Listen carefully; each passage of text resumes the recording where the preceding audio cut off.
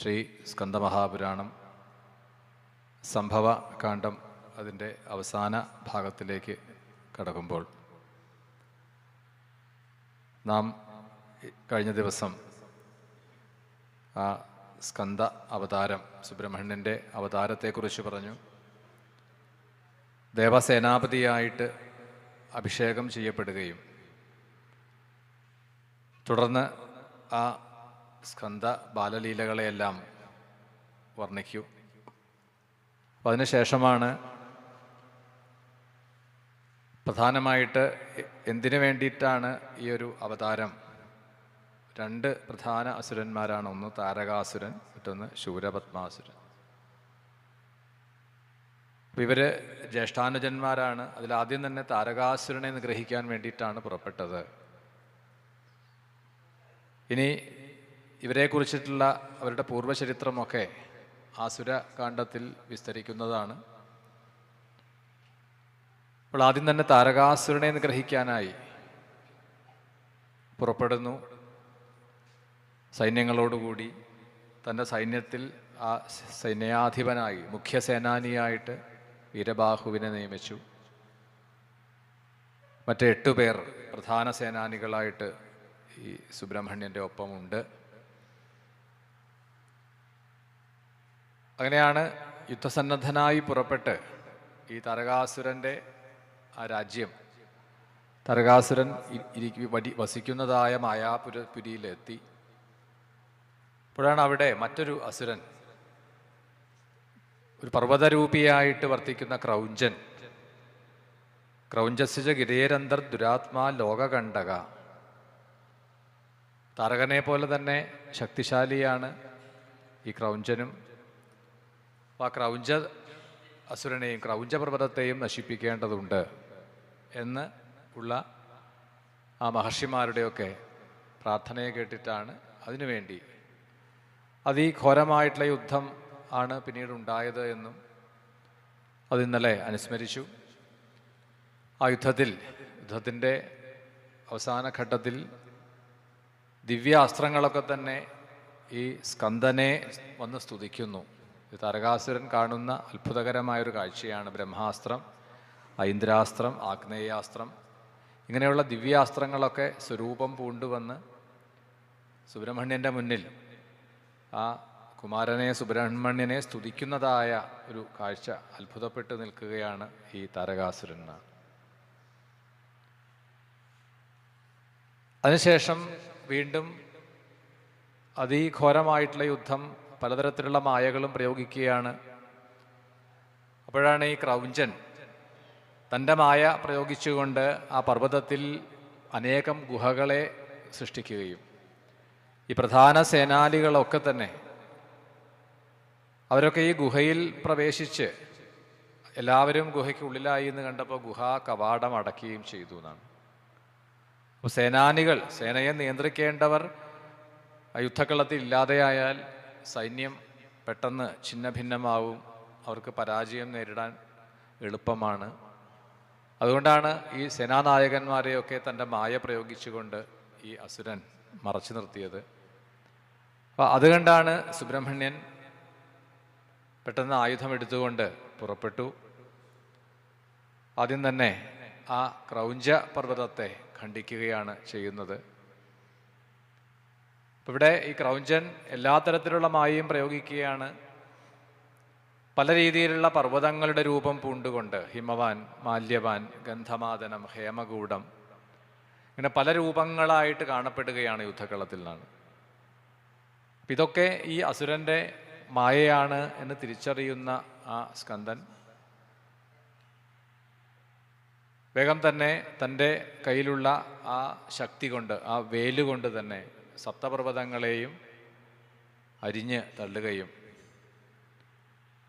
അപ്പോൾ താരകാസുരനും ക്രൗഞ്ചനും അത്യുഗ്രമായിട്ടുള്ള അഗ്നിമാരുത രൂപത്തെ സ്വീകരിച്ചു എന്നാണ്. അഗ്നിയും അതുപോലെ മാരുതൻ വെച്ചാൽ വായുവാണ്. അഗ്നിയും വായുവും കൂടിച്ചേർന്നാൽ അത് വളരെ അധികം അപകടമാണ്. നമുക്കറിയാം, കത്തിക്കൊണ്ടിരിക്കുന്ന അഗ്നിക്ക് വായുവിൻ്റെ സമ്പർക്കം ഉണ്ടായാൽ അത് ആളിക്കത്താൻ തുടങ്ങും. ഈ ജ്യോതിഷത്തിലൊക്കെ പറയും ചില സമയത്ത് അഗ്നിമാരുത യോഗം എന്ന് പറയും. അപ്പം ഇവിടെ ഈ അഗ്നിമാരുത രൂപത്തെ സ്വീകരിച്ചുകൊണ്ട് അങ്ങനെ പലതരത്തിലുള്ള മായകളും അവർ പ്രയോഗിക്കുകയാണ്. അതിനെല്ലാം ഈ സ്കന്ദൻ ആയുധങ്ങളെ പ്രയോഗിച്ചിട്ട് നശിപ്പിക്കുകയും അങ്ങനെ ഒടുവിൽ ആ ക്രൗഞ്ചനെ പിളർത്തി എന്നാണ്, ആ ക്രൗഞ്ച പർവ്വതത്തെ പിളർത്തി അതിൻ്റെ ഉള്ളിൽ പെട്ടുപോയ വീരബാഹു തുടങ്ങിയിട്ടുള്ള ആ പ്രധാന സേനാനികളൊക്കെ വീണ്ടും പുറത്തു വന്നു. അടുത്തതായിട്ടാണ് താരകൻ ആ താരകാസുരനെയും തൻ്റെ കയ്യിലുള്ള ശക്തി കൊണ്ട്, ആ വേലുകൊണ്ട് നിഗ്രഹിക്കുകയാണ് ചെയ്തത്. അപ്പോൾ അത് കണ്ടിട്ടാണ് ദേവന്മാരും മഹർഷിമാരും ഒക്കെ സ്തുതിച്ചു. ചതുപഞ്ചാശതവിധേ സേനാപതയ ഏവച കൃതാഞ്ജലിപുടാ ഭൂത്വ നികടം പ്രാപുരീഷിതു അഭിനന്ദേതി വദത സർവാനഭിദയാനിധി ആഹൂയ വീരബാഹും തം അമരാരി നിഷൂദന പുഷ്പവൃഷ്ടി അഭൂത്തത്ര കൽപ്പവൃക്ഷ സമുദ്ഭവ ദേവദുന്ദുഭയോ തേതു ദിവി സങ്കുലി നിസ്വന നൃതു മുനയ സിദ്ധ ജഗുർക്കിന്നരയോഷിത. അപ്സരസുകളൊക്കെ നൃത്തം ചെയ്യാൻ തുടങ്ങി, ദേവന്മാർ പുഷ്പവൃഷ്ടി ചെയ്യാൻ തുടങ്ങി. എല്ലാവരും അവരുടെ ആ സന്തോഷത്തെ അറിയിക്കുകയാണ്, സ്തുതിക്കുകയാണ്. പുരം പരമശോഭാട്യം ഭഗവൻ ദേവദേവേശ സ്കന്ദസേനാപദേ പ്രഭോ സ്ഥാതവ്യ അത്ര ദേവേന ത്വയാ രാരിത്രയം പ്രഭോ വയമപി ചാമദേവേശ ത്വദർച്ചാവിധിജം പ്രിയം അനുജാനീഹി ഭഗവൻ അനന്തമഹിമാലയ. ജയ ജയ ആരവത്തോടു കൂടിയിട്ടാണ് മന്ത്രിമാർ, ഗണാധിപന്മാർ, സേനാപതികൾ അവരെയൊക്കെ ആ സുബ്രഹ്മണ്യനോടുകൂടി വർത്തിക്കുന്നതായ നായകന്മാരെയും എല്ലാം സ്തുതിച്ചുകൊണ്ടാണ് ഇന്ദ്രാദി ദേവന്മാർ. അങ്ങനെ എല്ലാവരും കൂടിയിട്ട് ആ ശ്രീപരമേശ്വരൻ്റെ അടുത്ത്, ജഗദംബികയോടുകൂടി വർത്തിക്കുന്നതായ ശ്രീപരമേശ്വരൻ്റെ മുന്നിലെത്തി അവരുടെ സന്തോഷം അറിയിക്കുകയാണ്. ഭഗവാനെ, അവിടുത്തെ ആ പുത്രൻ്റെ പ്രഭാവം കൊണ്ട് ഞങ്ങളുടെ ക്ലേശങ്ങളെല്ലാം തീർന്നു. ആ താരകാസുരനെയും നിഗ്രഹിച്ചു, ക്രൗഞ്ചനെയും ഇപ്പോൾ നിഗ്രഹിച്ചു കഴിഞ്ഞു. ജഗന്നാഥനായിട്ടുള്ള അവിടുന്ന് ഉള്ളപ്പോൾ ഞങ്ങൾക്കൊരു തരത്തിലും ഒരു സങ്കടവും ബാധിക്കില്ല. ഇപ്പോൾ അവിടുത്തെ അനുഗ്രഹം തന്നെയാണ്.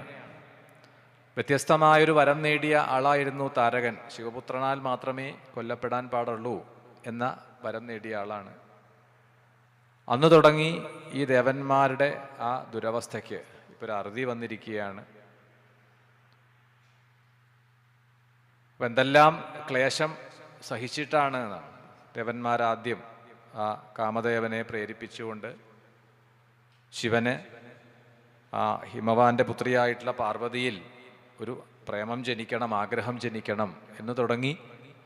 അവിടെ മുതൽ അവർ കഠിന പരിശ്രമം ചെയ്തിട്ടാണ് ആ ഭഗവാന് സ്വതവേ തന്നെ യോഗീഭാവത്തെ പൂണ്ടു നിൽക്കുന്നതായിട്ടുള്ള ശിവനിൽ കാമത്തെ ജനിപ്പിക്കുക എന്നുള്ളത് വളരെ പ്രയാസമാണ്.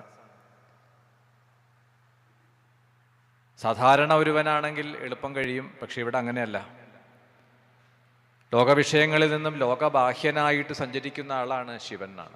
അത് തന്നെയാണ് ആ വേഷത്തിൻ്റെ ഒരു വ്യത്യാസം എന്നാണ്. എന്തുകൊണ്ടാണ് ഇങ്ങനെ ഇപ്പോൾ മറ്റ് ദേവതാ സങ്കല്പത്തിൽ നിന്നും വ്യത്യസ്തമായ ഒരു ശൈലിയെ സ്വീകരിച്ചിരിക്കുന്നത്? ലോകബാഹ്യനായിട്ട് എന്നാണ് പറയുക പുരാണങ്ങളിൽ. ശിവൻ അങ്ങനെയാണ്, ലോകബാഹ്യനായിട്ട് എന്ന് പറഞ്ഞാൽ നമ്മുടെ ഭാഷയിൽ നമുക്ക് മനസ്സിലാവാൻ പാകത്തിന് പറഞ്ഞാൽ നമ്മളൊക്കെ സാധാരണന്മാർ, സാധാരണ ജീവിതം നയിക്കുന്നവർ.